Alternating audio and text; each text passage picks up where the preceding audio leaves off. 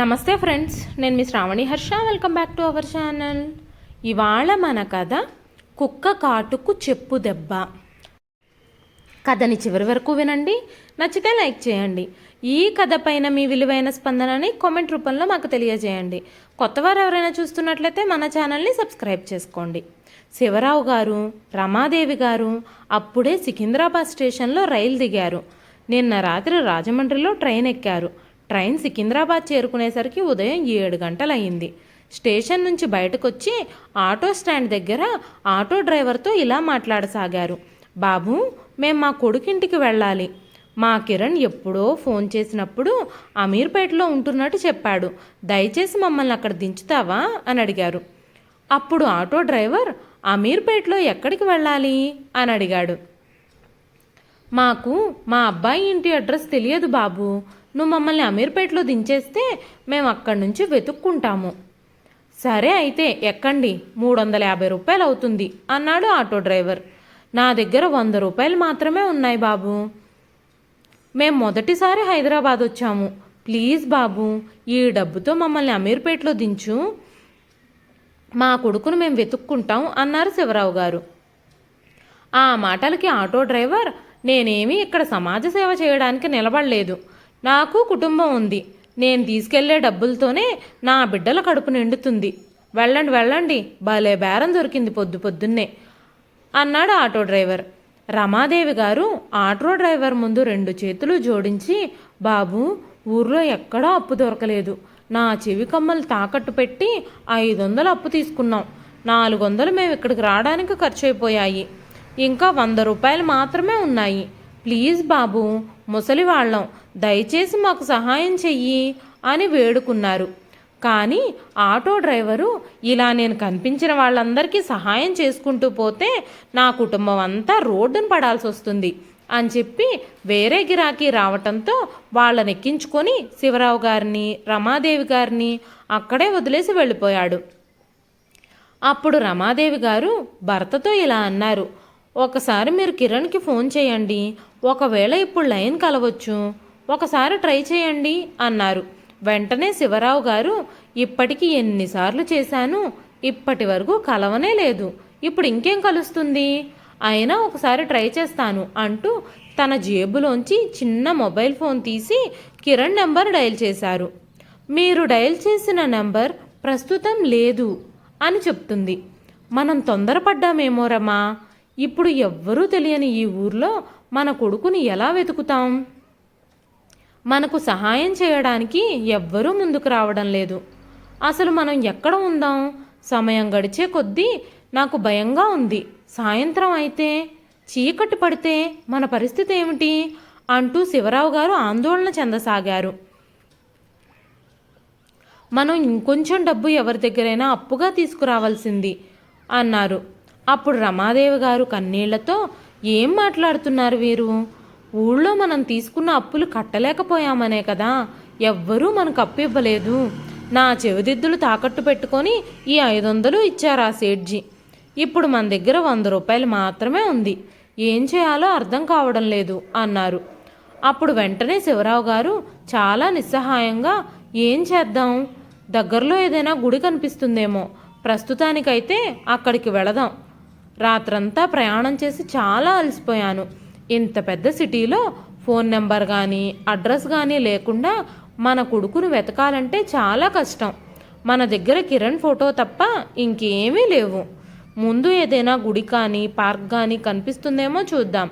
కాసేపు విశ్రాంతి తీసుకున్నాక ఏం చేయాలో ఆలోచిద్దాం అనుకుంటూ రోడ్డుపై నడవసాగారు. చాలా దూరం నడిచాక వాళ్లకు ఒక గుడి కనిపించింది. లోపలికి వెళ్ళి భగవంతుడికి తమ కొడుకుని చూపించమని మనసారా దండం పెట్టుకొని గుడి ఆవరణలోనే ఒక బెంచ్ మీద కూర్చున్నారు. చాలాసేపటి నుంచి వారిని గమనిస్తున్న పూజారి గారు ఆయన పూజ ముగించుకొని దగ్గరకొచ్చారు. మిమ్మల్ని చూస్తూ ఉంటే చాలా దూరం నుంచి వచ్చినట్టు అనిపిస్తుంది. చాలాసేపటి నుంచి మిమ్మల్ని అబ్జర్వ్ చేస్తున్నాను. ఇద్దరూ చాలా బాధపడుతున్నారు. అసలు ఏం జరిగింది అని అడిగారు. అవునండి, 3 ఏళ్ల క్రితం మా అబ్బాయి కిరణ్ హైదరాబాద్ వచ్చాడు. ఇక్కడ ఏదో కంప్యూటర్ కోర్సు నేర్చుకొని ఉద్యోగం తెచ్చుకొని మాకు డబ్బు పంపిస్తానని చెప్తే ఊర్లో అప్పులు చేసి మరీ మా కొడుకుని హైదరాబాద్ పంపించాం. సంవత్సరం నుండి వాడి నుంచి ఒక్క ఫోన్ కాల్ కూడా లేదు. మొదట్లో అప్పుడప్పుడు ఫోన్ చేసేవాడు. ఉద్యోగ ప్రయత్నాల్లో ఉన్నాను, ఉద్యోగం రాగానే ఇల్లు తీసుకొని మారిపోతాను, అప్పుడు ఇంటి అడ్రస్ మీకు పంపిస్తాను అని చెప్పాడు. కానీ సంవత్సరం నుంచి కనీసం ఫోన్ కూడా చేయలేదు. మా అబ్బాయి ఏమన్నా సమస్యలోనో ఏదైనా ప్రమాదంలో కానీ ఉన్నాడేమోనని కంగారుగా ఉంది. అందుకే ఇంక ఊర్లోనే ఉండి ఎదురు చూడడం మంచిది కాదని హైదరాబాద్ వచ్చేసాం. కానీ ఇక్కడ వాణ్ణి ఎలా వెతకాలో అర్థం కావడం లేదు అన్నారు శివరావు గారు. ఆ మాటలకు ఆలయ పూజారి ఇలా అన్నారు. పిల్లలు ఎప్పుడైతే తల్లిదండ్రులను దూరం పెడుతున్నారో అప్పుడు దానికి అర్థం వారు బాగా సంపాదిస్తున్నారని, సెటిల్ అయ్యారని, వాళ్ళకి ముసలి తల్లిదండ్రులతో అవసరం తీరిపోయింది అని. రోజు చాలామంది ఈ గుడి ఆవరణలో నేను చూస్తూ ఉంటాను. బిడ్డల చేత నిర్లక్ష్యం చేయబడిన అనేక మంది తల్లిదండ్రులు దేవుడి ముందు దీనంగా కూర్చుని కన్నీళ్లు పెట్టుకోవడం ఎన్నో ఏళ్ళుగా చూస్తూనే ఉన్నాను అన్నారు పూజారి గారు. లేదు లేదు పూజారి గారు, మా అబ్బాయి అలాంటివాడు కాదు. మా కిరణ్కి మా రమంటే ప్రాణం. మమ్మల్ని బాగా చూసుకోవాలనే ఉద్యోగం చేసి డబ్బులు సంపాదిస్తాను అంటూ సిటీకి వచ్చాడు. వాడసలు సిటీకి వచ్చింది మమ్మల్ని బాగా చూసుకోవాలి అన్న ఆశతోనే. కిరణ్ ఎప్పటికీ అలా చేయడు. బహుశా ఏదో ఇబ్బందుల్లో ఉండుండొచ్చు అన్నారు శివరావు గారు. సరే సరే, మీరు కంగారు పడకండి. మీ కొడుకు త్వరగా దొరకాలని నేను ఆ దేవుడికి ప్రార్థిస్తాను. ఈరోజు ఈ గుళ్ళో అన్నదాన కార్యక్రమం జరుగుతుంది. మీరు చాలా దూరం నుంచి వచ్చారు. అలాగే ఉదయం నుంచి ఏమీ తినుండరు. ముందు మీరు వెళ్ళి భోజనం చేసి రండి, తర్వాత మాట్లాడుకుందాం అన్నారు పూజారి గారు. అప్పటికే చాలా ఆకలిగా ఉన్న శివరావు గారు భార్య రమాదేవితో అన్నదాన కార్యక్రమం మొదలవబోతున్నట్టుంది, పద అక్కడికి వెళదాం అన్నారు. వెంటనే వారిద్దరూ లేచి అన్నదానం జరుగుతున్న సత్రంలోకి వెళ్లారు. ఇద్దరూ తినడానికి కూర్చున్నారు. అదే వరుసలో చాలామంది వృద్ధులు కూర్చునున్నారు. ఆ సమయంలో గుడి ముందు ఒక కారు ఆగింది. కారులోంచి దిగిన ఒక కుటుంబం అందరికీ భోజనం పెట్టడం ప్రారంభించారు. అందరూ భోజనం చేస్తున్నప్పుడు కారులోంచి దిగిన కుటుంబంలోని ఒక వ్యక్తి, మీరందరూ భోజనం చేశాక వెళ్ళిపోకండి, మీ అందరి కోసం బట్టలు ఫ్రూట్స్ తీసుకొచ్చాం, భోజనాలు అయ్యాక అవన్నీ ఇస్తాం అన్నారు. అప్పటి వరకు మౌనంగా భోజనం చేస్తున్న శివరావు గారు, రమాదేవి గారు ఒక్కసారిగా తలపైకెత్తి చూశారు. ఆ గొంతు తమ కొడుకు గొంతులా ఉందే. గబగబా తింటున్న భోజనాన్ని అక్కడే వదిలేసి ఆ వ్యక్తి దగ్గరకు వచ్చారు. అతని మొహం చూడగానే ఎంతో ఆనందంతో అతన్ని కౌగిలించుకుని ఏడవసాగారు. కిరణ్, బాబు కిరణ్, నీకోసమే వెతుక్కుంటూ ఇక్కడికి వచ్చాం. దేవుడా, ఇప్పుడే ప్రార్థించానో లేదో నా కొడుకు నాకు కనబడేలా చేశావు అంటూ రమాదేవి గారు కూడా కొడుకుని హత్తుకున్నారు. కిరణ్ మనసులోనే, ఏంటిది, నా ఫోన్ నెంబర్ కానీ అడ్రస్ కానీ వీళ్ళకి తెలియకుండా ఎంతో జాగ్రత్త పడ్డాను, అయినా సరే వీళ్ళు ఎలా వచ్చేశారు అనుకుంటూ తన ముఖంలోని భావాలను దాచుకోవడానికి ప్రయత్నం చేశాడు. ఇంతలో ప్రియ అక్కడికి వచ్చి, ఏంటి కిరణ్, ఇంకా బట్టల డిస్ట్రిబ్యూషన్ స్టార్ట్ చేయలేదేంటి, త్వరగా మొదలుపెట్టు, చాలామంది ఉన్నారు, క్యూ చాలా పెద్దగా ఉంది అంది. అప్పుడు రమాదేవి గారు, బాబు ఎవరి అమ్మాయి అని అడిగారు. అమ్మా, తను మీ కోడలు ప్రియా అన్నాడు కిరణ్. కోడలా? బాబు, నువ్వు పెళ్లి చేసుకున్నావా? కనీసం మాకు చెప్పనే లేదు అన్నారు శివరావు గారు. నాన్న, మా పెళ్లి చాలా హడావిడిగా జరిగిపోయింది, ఎవ్వరికీ చెప్పే అవకాశం దొరకలేదు. అప్పుడు వెంటనే ప్రియా, మామయ్య గారు, మీ అబ్బాయి రోజు మీ గురించే ఆలోచిస్తూ ఉండేవారు. మా నాన్నగారి ఆరోగ్యం పాడవటంతో వ్యాపారం మొత్తం బాధ్యత కిరణ్ మీదే పడింది. బిజినెస్ పనిలో అతను చాలా బిజీ అయిపోయాడు. ఇంకా అతని ఫోన్ కూడా పోయింది. మీకు ఫోన్ చేయడానికి మా ఫోన్ నెంబర్ ఇంకా అడ్రస్సు చెప్పడానికి మీ పక్కింటి వాళ్ళ నెంబర్ కూడా మిస్ అయ్యింది. కిరణ్ ఉన్న బిజీ వల్ల, బిజినెస్ పనుల వల్ల మిమ్మల్ని కలవడానికి ఊరికి రాలేకపోయాడు. జరిగిందేదో జరిగిపోయింది, మీరు ఇంక నుంచి మాతో పాటే ఉండండి అంది ప్రియ. కొడుకు పెళ్ళి కళ్ళ ముందు జరగకపోతేనే మంచి కోడలు లభించింది అనుకుంటూ రమాగారు, శివరావు గారు చాలా సంతోషించారు. ఇప్పటి వరకు జరిగిన దానికి నన్ను క్షమించండి. ఇక నుంచి మీకు సేవ చేసే అవకాశం మాకు కల్పించండి అంటూ తండ్రి చేతులు పట్టుకున్నాడు కిరణ్. శివరావు గారు ఎంతో సంతోషంతో, దేవుడా, నాకు మంచి కొడుకునిచ్చావు, నీకు కృతజ్ఞతలు అని మనసులోనే దేవునికి కృతజ్ఞతలు తెలుపుకున్నారు. కొడుకుతో పాటు బయలుదేరుతూ రమాదేవి గారు పూజారి గారి దగ్గరకు గబగబా వెళ్ళి, పూజారి గారు, నా కొడుకు ఈ గుడిలోనే దొరికాడు. మీరు చెప్పినట్టు తల్లిదండ్రుల్ని మరిచిపోలేదు. చాలా ఇబ్బందుల్లో ఉండడం వల్ల మమ్మల్ని కలవలేకపోయాడట. మేము ఇప్పుడు మా కొడుకుతో కలిసి ఉండబోతున్నాం అని చెప్పారు. ఆ పూజారి గారు సంతోషంగా మనస్ఫూర్తిగా వారిని ఆశీర్వదించారు. శివరావు గారు, రమాదేవి గారు కొడుకుతో కలిసి కారులో వారింటికి వెళ్ళారు. నాన్నగారు, మీరు చాలా అలసిపోయి ఉంటారు, ఈ పూటకి రెస్ట్ తీసుకోండి, మిగతా విషయాలు రేపు మాట్లాడుకుందాం అంటూ కిరణ్ తల్లిదండ్రులకి గది చూపించి వెళ్ళిపోయాడు. మరుసటి రోజు ఉదయం శివరావు గారు, రమాదేవి గారు హాల్లో కూర్చుని కాఫీ తాగుతున్నారు. అప్పుడు వంటగదిలో కోడలికి పని మనిషికి జరుగుతున్న గొడవ వినిపిస్తోంది. పని మనిషి విసురుగా బయటకొస్తూ, నాకు రావాల్సిన డబ్బులు లెక్క చూసి ఇచ్చేయండి, ఇంక రేపటి నుంచి నేను మీ ఇంట్లో పనికి రాను అని చెప్తోంది. రమాదేవి గారు, అమ్మా ప్రియా, ఏం జరుగుతుంది ఇక్కడ? ఏం లేదు అత్తయ్య గారు, ఈ పని మనిషి పని అస్సలు సరిగ్గా చేయడం లేదు, అదేమంటే మానేస్తానని బెదిరిస్తోంది, అందుకే నేను ఆమెను పనిలో నుంచి తీసేస్తున్నాను అంది ప్రియ. నిజమేనమ్మా, ఈ పని వాళ్ళు ఎక్కడ చూసినా ఇలానే ఉంటున్నారు, వాళ్ళతో మనకేం పని? ఇంట్లో పనులు చేసుకుంటే ఆరోగ్యానికి కూడా చాలా మంచిది, మనిద్దరం కలిసి ఇంట్లో పనులన్నీ చేసుకుందాం, ఊర్లో నా ఇంట్లో పనులన్నీ నేనే చేసుకునేదాన్ని అంటూ అమాయకంగా కోడల ముందు మాట్లాడసాగారు. కానీ కోడలు మనసులో ఉన్న ఆలోచనలు ఆవిడకి తెలియవు కదా. ఇక అప్పటి నుంచి రమాదేవి గారికి రోజు ఉదయం నుంచి సాయంత్రం వరకు ఇంటి పనులతో సరిపోయేది. శివరావు గారు మార్కెట్ నుంచి కూరగాయలు తేవడం, సూపర్ మార్కెట్లో సరుకులు తేవడం, తోట పనులు చేయడం వంటి పనులన్నీ చూసుకునేవారు. ఒకరోజు ప్రియ తన ఫ్రెండ్స్ అందరికీ ఇంట్లో పార్టీ ఇస్తుంది. రమాదేవి గారు పార్టీకి సంబంధించిన వంటకాలు తయారు చేయడంలో ఉదయం నుంచి వంటగదిలో బిజీగా ఉన్నారు. వచ్చిన ఫ్రెండ్స్ అందరికీ రమాదేవి గారు టీలు, స్నాక్స్ అన్నీ సర్వ్ చేస్తున్నారు. ఫ్రెండ్స్ అందరూ ఆవిడ్ని చూసి, హే ప్రియా, ఈ ఫుల్ టైం పని మనిషి మీకు ఎక్కడ దొరికింది? మేం కూడా ఇలా ఇంట్లోనే ఉండి మాకు సహాయంగా ఉండే పని మనిషి కోసం వెతుకుతున్నాం అంటూ ప్రియ స్నేహితులు అడిగారు. ఆ మాటలకు ప్రియ నవ్వుతూ, ఈవిడ ఫుల్ టైం పని మనిషి కాదు, మా అత్తగారు. పని మనిషికైతే నెల నెల జీతం ఇవ్వాలి, ఈవిడికి జీతం కూడా ఇవ్వాల్సిన పని లేదు, పూర్తిగా ఫ్రీ. కిరణ్ వాళ్ళని పూర్తిగా వదిలించుకోవాలనుకున్నాడు, కానీ వాళ్ళు కిరణ్ని వెతుక్కుంటూ ఇక్కడికి వచ్చేశారు. కానీ నేను వాళ్ళని ఇంటికి తీసుకెళ్దాం అని చెప్పాను, ఎందుకంటే ఇక్కడ పని మనుషులు ఎంత కాస్ట్లీనో నాకు తెలుసు కదా. పైగా ఎన్ని డబ్బులు ఇచ్చినా పని కూడా సరిగ్గా చేయడం లేదు.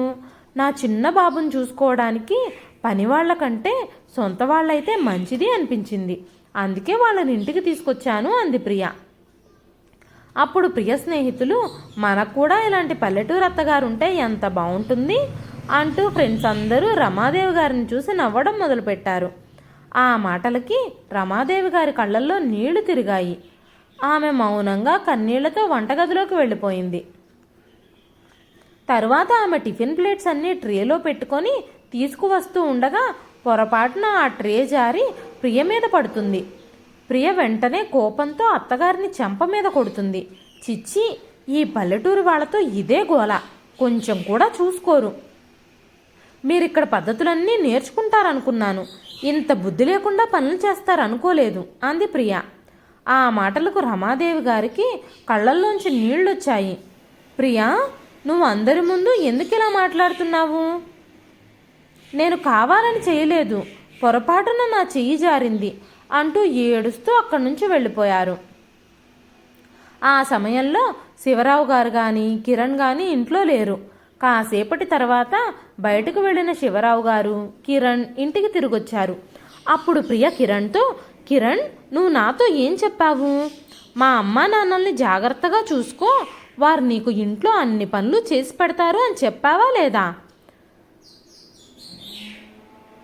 కానీ ఇవాళ ఏం జరిగిందో తెలుసా? పార్టీలో మా ఫ్రెండ్స్ అందరి ముందు నాకు తల కొట్టేసినట్టయింది. మీ అమ్మగారు కావాలనే టిఫిన్ ప్లేట్లు కింద పడేశారు. ఇంకా నా డిజైనర్ సారీ కూడా పాడైపోయింది. ఆ మాటలకు శివరావు గారు, ఏం మాట్లాడుతున్నావమ్మా, మేము నీ అత్తామామలం, పని మనుషులం కాదు అన్నారు. అప్పుడు కిరణ్, మీరు ఇంకేం మాట్లాడకండి నాన్నగారు. ఈ ఫ్లాటు, నేనిప్పుడు చేస్తున్న ఉద్యోగం, నేనిప్పుడు తిరుగుతున్న కారు, ఇవన్నీ ప్రియ వాళ్ళ నాన్నగారే ఇచ్చారు. అందుకే ఊర్లో ఉన్న ఆ పేదరికం వదిలేసి నేను ఇక్కడికి వచ్చేసాను. మీతో సంబంధాలు కూడా తెంచేసుకున్నాను. మీకు నా ఫోన్ నెంబర్ కానీ అడ్రస్ కానీ తెలియకుండా ఉండాలని జాగ్రత్త పడ్డాను. కానీ మీరు నన్ను వెతుక్కుంటూ వచ్చేశారు. మీరిద్దరూ మాతో పాటే ఉండాలనుకుంటే ఇక్కడ అన్ని పనులు చేస్తూ ప్రియ చెప్పినట్టు వింటూ ఉండండి. లేదంటే మీరు వెంటనే ఊరికి తిరిగి వెళ్ళిపోవచ్చు అన్నాడు కిరణ్. కొడుకు కోడలు నిజస్వరూపాలు తెలుసుకున్న రమాదేవి గారు, శివరావు గారు ఆశ్చర్యపోయారు. గుళ్ళో ఆ రోజు పంతులు గారు నిజమే చెప్పారు అనుకుంటూ ఏడుస్తూ తన గదిలోకి వెళ్ళిపోయారు. వాళ్ళిద్దరూ ఒకరితో ఒకరు ఇలా మాట్లాడుకోసాగారు. పేదవాళ్ళం, ఊరికి వెళితే అప్పుల వాళ్ళు మీద పడతారు. ఇప్పుడు మనకి వేరే మార్గం లేదు. కోడలు చెప్పినట్టు వింటూ ఇక్కడే పడి ఉండటం తప్ప అని తమకి తాము సర్ది చెప్పుకున్నారు. ఇక అప్పటి నుంచి వారిద్దరికీ ఆ ఇంట్లో కష్టాలు మొదలయ్యాయి. ప్రియా కిరణ్లు వారిద్దరిని హింసించడం మొదలుపెట్టారు. గిన్నెలు బట్టలు శుభ్రంగా ఉన్నవి కూడా తీసి అత్తగారిని మళ్ళీ శుభ్రం చేయమని చెప్పటం మొదలుపెట్టింది ప్రియా. కిరణ్ తండ్రిపై అప్పుడప్పుడు చెయ్యెత్తేవాడు కూడా. ప్రియ కూడా వారిద్దరితో గొడ్డు చాకరీ చేయించేది. ఒకరోజు కొడుకు కోడలికి టీ ఇవ్వడానికి గది దగ్గరికి వెళ్ళిన రమాదేవి గారు కొడుకు కోడలు తమ గురించి మాట్లాడుకున్న మాటలు వినిపించడంతో డోర్ బయట ఆగిపోయారు. కిరణ్, మీ అమ్మా నాన్నల్ని మనం చాలా ఇబ్బంది పెడుతున్నాం. అయినా సరే వాళ్ళు ఇక్కడి నుంచి వెళ్ళడానికి ప్రయత్నించడం లేదు. వాళ్ళకు కొంచెం కూడా ఆత్మగౌరవం లేదా? పల్లెటూరి వారు ఆత్మగౌరవానికి ఎక్కువ విలువిస్తారని నేను విన్నాను. ఎలాగైనా వాళ్ళని ఇంట్లోంచి బయటకు పంపించేయాలి. ఇంకా ఏం చేస్తే వాళ్ళు బయటకు వెళతారు? ఇంత టార్చర్ పెట్టినా వాళ్ళు ఇక్కడే పడుంటున్నారు. ఇంకా నేను భరించలేను. మీరే ఏదో ఒక నిర్ణయం తీసుకొని వాళ్ళను ఊరికి పంపించేయండి అని కిరణ్తో చెప్తుంది ప్రియ. ఈ మాటలు విన్న రమాదేవి గారు కన్నీళ్లతో తన గదిలోకి వెళ్ళిపోయారు. ఆమె శివరావు గారితో ఇలా అంది, మనం మన ఊరికి వెళ్ళిపోదామండి. ఇక్కడ వీళ్ళ కాళ్ళ దగ్గర పడుండి కడుపు నిండా భోజనం చేయడం కంటే మన ఊరిలో సొంత ఇంట్లో పస్తులతో పడుకున్నా చాలు అన్నారు రమాదేవి గారు. మరుసటి రోజు ఉదయం శివరావు గారి ఫోన్కి ఒక ఫోన్ కాల్ వస్తుంది. ఫోన్ చేసిన వాళ్ళు ఏం చెప్తున్నారో శివరావు గారికి అర్థం కావడం లేదు. దాంతో ఆ ఫోన్ని కిరణ్కి ఇచ్చాడు. కిరణ్, ఫోన్లో ఎవరో చూడు. ఏం మాట్లాడుతున్నారో నాకు అర్థం కావడం లేదు అన్నారు. అవతల నుంచి, శివరావు గారే మాట్లాడుతున్నారా? మీరు తీసుకున్న లాటరీ టికెట్ 5 కోట్లు గెలిచింది. మీరు వచ్చి సంతకం చెయ్యాలి. ఈ మాటలు వింటున్న కిరణ్ నోటి వెంట మాట రాలేదు. అప్పుడు కిరణ్, అలాగే అండి, మేము వెంటనే బయలుదేరుతున్నాం అని చెప్పి ఫోన్ కట్ చేశాడు. దానికి శివరావు గారు, బాబు, ఊర్లో మనకి 10 లక్షలు అప్పు ఉంది. నీ చదువు కోసం నేను అప్పు తీసుకున్నాను. అప్పుల వాళ్ళందరూ ఇప్పుడు గనక మన ఊరికి వెళితే మన ఇంటి మీదకి వస్తారు. వాళ్ళు మన పరువంతా తీసేస్తారు. ఈ లాటరీ సంగతి దేవుడెరుగు. నేను మళ్ళీ తిరిగి ఆ ఊరికి రావాలని అనుకోవడం లేదు అన్నారు శివరావు గారు. నాన్న, మీరు అప్పుల వాళ్ళ గురించి దిగులు పడకండి. ఇప్పుడే నేను అప్పంతా తీర్చేస్తాను. ముందుగా మనం ఇంటికి వెళదాం.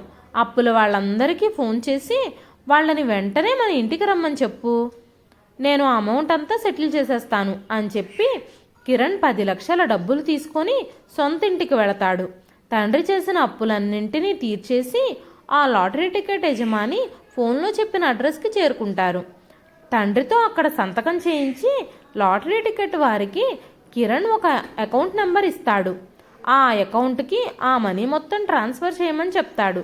కానీ ఆ లాటరీ వారు అకౌంట్కి డబ్బు ట్రాన్స్ఫర్ చేయడం కుదరదు, మేము మీకు చెక్ ఇస్తామని చెప్పారు. కిరణ్ సంతోషంగా ఆ చెక్ తీసుకున్నాడు. కిరణ్ ఎయిర్పోర్ట్ దగ్గరలో ఒక సైట్ కొనాలని అనుకుంటాడు. డబ్బులు లేక ఆగిపోతాడు. ఇప్పుడు తండ్రికి లాటరీ రావటంతో ఆ కాంట్రాక్టర్కి చెక్ ఇచ్చి ఆ సైట్ తన పేరు మీద రిజిస్టర్ చేయించమని చెప్తాడు. తరువాత కిరణ్ ఇంట్లో పెద్ద పార్టీని ఏర్పాటు చేస్తాడు. తల్లిదండ్రులకి ఆ పార్టీకి ఒక డ్రెస్ కోడ్ ఉందని, వారు సాయంత్రం పార్టీలో వేసుకోవాల్సిన డ్రెస్సులు ఇస్తాడు. వారిద్దరూ అదే డ్రెస్సులతో పార్టీకి వస్తారు. ఆ పార్టీలో కూడా అలాంటి డ్రెస్సులతోనే కొంతమంది కనిపిస్తారు. వాళ్ళందరూ కూల్ డ్రింక్స్ సర్వ్ చేస్తూ, స్నాక్స్ సర్వ్ చేస్తూ ఉంటారు. శివరావు గారికి చాలా ఆకలి వేయటంతో స్నాక్స్ తీసుకుందామని అక్కడికి వెళ్ళి స్నాక్స్ ప్లేట్ తీసుకొని తింటూ ఉండగా వేరొక సర్వెంట్ వచ్చి, నీకు కొంచెం కూడా మేనర్స్ లేదా? పార్టీ స్టార్ట్ అవ్వగానే సర్వెంట్స్ ఎక్కడైనా సర్వ్ చేయకుండా తినేస్తారా అని అడిగాడు. అదే సమయంలో ప్రియ తన కొడుకుని తీసుకుని వచ్చి రమాదేవి గారి చేతులకు అప్పగిస్తుంది.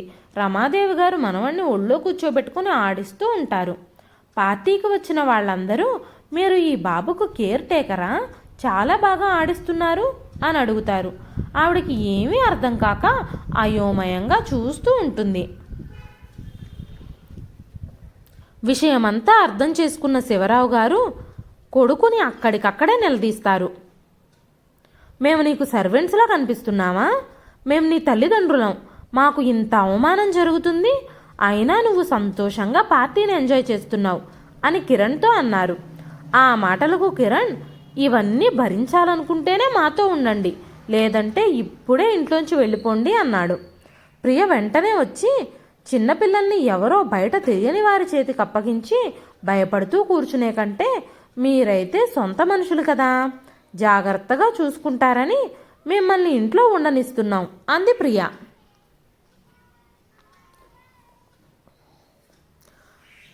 ప్రియ మాటలకు శివరావు గారు, రమాదేవి గారుల మనసంతా వేదన చెందింది.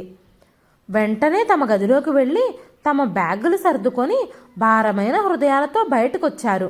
ఇంతలో ప్రియ అత్తామామల్ని ఇంకా అవమానించాలని లాకర్లో పెట్టిన 1,00,000 రూపాయలు కనిపించడం లేదు. ఈ పల్లెటూరు వాళ్ళే డబ్బు మీద ఆశతో ఆ డబ్బు దొంగిలించుంటారు. ఇక్కడ అంతకంటే అవసరం ఎవరికుంటుంది? వాళ్ళ సామాన్లన్నీ వెతకండి అంది.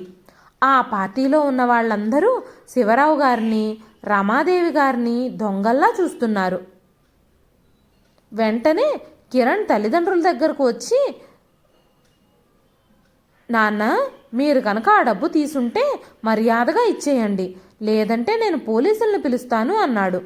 ఆ మాటలకు శివరావు గారు, మేం దొంగతనం చెయ్యలేదు, అనవసరంగా మా మీద నిందలు మోపకండి. అసలు విషయం ఏమిటి అనేది మీ మనస్సాక్షులకు తెలుసు, మమ్మల్ని ఇంకా ఇంకా అవమానించాలని చూడకండి అన్నారు. అదే సమయానికి అక్కడికి పోలీసులు వచ్చారు. ఇంతలో ప్రియ, రండి ఇన్స్పెక్టర్ గారు, మేమే మీకు కాల్ చేద్దాం అనుకుంటున్నాం, ఇంతలో మీరే వచ్చారు. వీళ్ళిద్దరూ మా ఇంట్లో డబ్బు దొంగిలించారు, వెంటనే అరెస్ట్ చేయండి అంది ప్రియ. మీరేం మాట్లాడుతున్నారు? మేం కిరణ్ని అరెస్ట్ చేయడానికి వచ్చాం. కిరణ్ ఏదైతే చెక్కు ఆ ఎయిర్పోర్ట్ దగ్గర స్థలం తాలూకు యజమానికి ఇచ్చాడో అది చెల్లని చెక్కు. ఫేక్ చెక్ ఇచ్చినందుకు కిరణ్పై ఆయన కంప్లైంట్ ఇచ్చారు. కిరణ్ని అరెస్ట్ చేయడానికే మేము వచ్చాం అన్నారు. కిరణ్ అయోమయంగా, ఏంటి, అది ఫేక్ చెక్కా అంటూ తండ్రి వైపు చూశాడు. అప్పుడు శివరావు గారు పకపక నవ్వుతూ, అవును కిరణ్, ఆ లాటరీ అంతా నేను ఆడిన నాటకం. ఊర్లో నీ చదువుకని, నీ ఉద్యోగం కోసమని నాతో అప్పులు చేయించి ఉద్యోగం సంపాదించాక ఆ అప్పులన్నీ తీర్చేస్తానని మాయమాటలు చెప్పి సిటీకి వచ్చావు. ఇక్కడ నీ దారి నువ్వు చూసుకొని మమ్మల్ని ఆ పేదరికంలో పూర్తిగా వదిలేశావు. నీ కోసం వెతుక్కుంటూ వచ్చిన మమ్మల్ని ఈ ఇంటి పని మనుషుల్ని చేశావు. నానా హింసలు పెట్టి ఇంటి నుంచి వెళ్ళగొట్టాలని చూశావు. అందుకే నేను ఈ లాటరీ నాటకం ఆడాను.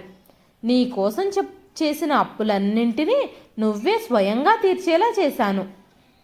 ఆ లాటరీ వాళ్ళు ఇచ్చిన చెక్కు, డబ్బు మీద వ్యామోహంతో నువ్వే తీసేసుకున్నావు. ఇప్పుడు కూడా మమ్మల్ని ఇక్కడ అందరికీ సర్వెంట్లల్లా పరిచయం చేశావు. మా మీద దొంగలని ముద్ర వేశావు. నీ అరాచకాలకి అంతే లేదు కదా. నీకు సరైన గుణపాఠం చెప్పాలని నేను ఆ నాటకం ఆడాను. నిన్ను ఎంతో శ్రమించి చదివించి పెద్దవాణ్ణి చేశాను. మంచి ఉద్యోగం సంపాదించి అప్పులన్నీ తీరుస్తానని చెప్తే ఊళ్ళో తలకు మించిన అప్పులు చేశాను. అయినా సరే నువ్వు ఈ తల్లిదండ్రుల్ని పట్టించుకోలేదు. మమ్మల్ని ఇంట్లోంచి గెంటెయ్యాలి అన్న మీ నిర్ణయాన్ని మేము విన్నప్పుడే నీకు సరైన గుణపాఠం చెప్పాలని నిర్ణయించుకున్నాను. దీన్నే అంటారు కుక్క కాటుకి చెప్పు దెబ్బ అని చెప్పి నవ్వుతూ రమాదేవి గారు, శివరావు గారు గర్వంగా తమ బ్యాగులు తీసుకొని తమ ఊరికి బయలుదేరారు. తల్లిదండ్రులు వెళుతున్న వైపే కిరణ్, ప్రియ అలా చూస్తూ ఉండిపోయారు. ఇదండి ఈరోజు కథ. కథ నచ్చితే ఒక లైక్ చేయండి. ఆ తండ్రి నిర్ణయం మీకు ఎలా అనిపించిందో కామెంట్ చేయండి.